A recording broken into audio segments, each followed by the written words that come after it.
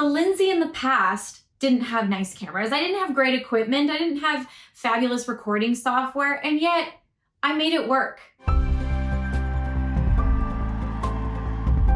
Now that we're in COVID, technology makes it possible to find ways to be social.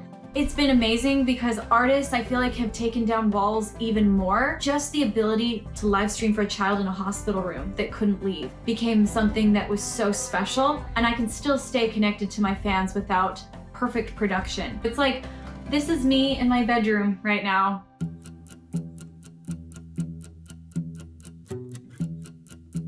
Hey, I'm Lindsey Stirling, and most people know me as a violinist. However, I much more so consider myself a storyteller. I actually think that's my greatest gift, is the ability to tell a story through music and connect it to visuals to bring it to life for people, and they get to come with me through this journey of emotions that I hope they feel. When COVID hit, I was literally on a plane on my way to South America for a full tour that was gonna basically take me through the rest of the year. And that's when the US closed its borders. And so we immediately got off the plane, turned around, and came back to the States. And I just sat there being like, my entire year is canceled. And my first thought was, if my entire year is canceled, I wanna be with people I love.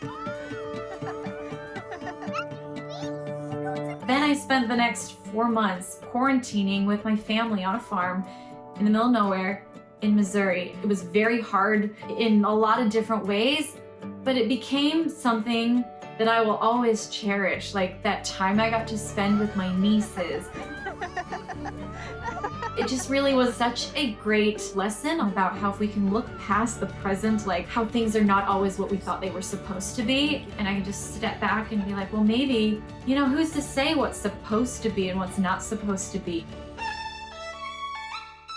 One of the challenges I faced being in the middle of nowhere with very little equipment was, how am I going to be creative? How am I going to have a studio here? Hello, and welcome to Lindsey Stirling Studios. And so I built my own vocal booth. There were like comforters and sheets hanging around. My 2-year-old nieces thought I had the coolest room. So I actually used dental floss to tie up these sheets. The 6-year-old inside of me was like super proud of this blanket fortress I'd made. It was also a challenge to film myself.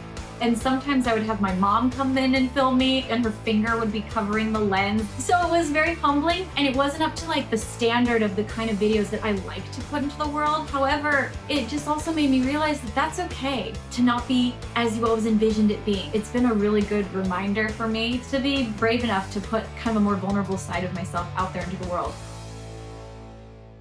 Whenever I start to feel really frustrated or discouraged about kind of the way that things are going or the way my content is looking, I stop myself and remind myself that, hey, like when I started, I didn't have a nice camera, I didn't have any good equipment, and yet I made it work. I was resilient, I was gritty, and somehow those early videos that I made, those are the real ones that built my career and made me who I am. And it gives me confidence that I can make it work no matter the circumstances. I think with this ever-evolving state that our world is in right now, technology is going to keep up. It's going to give us chances to further connect and find new ways to connect. Live concerts obviously cannot happen for the rest of this year, but I am really excited to find a way to do ticketed streaming concerts, ways that we can still interact with fans, we can still do live shows. I get really excited about the idea that I can also hopefully hire my crew back so that the industry can continue. People, they crave concerts. They crave that release that you get from just being able to let yourself go and experience this live interaction. And so it can't be in a venue right now, but if it has to be in your living room, then the show must go on.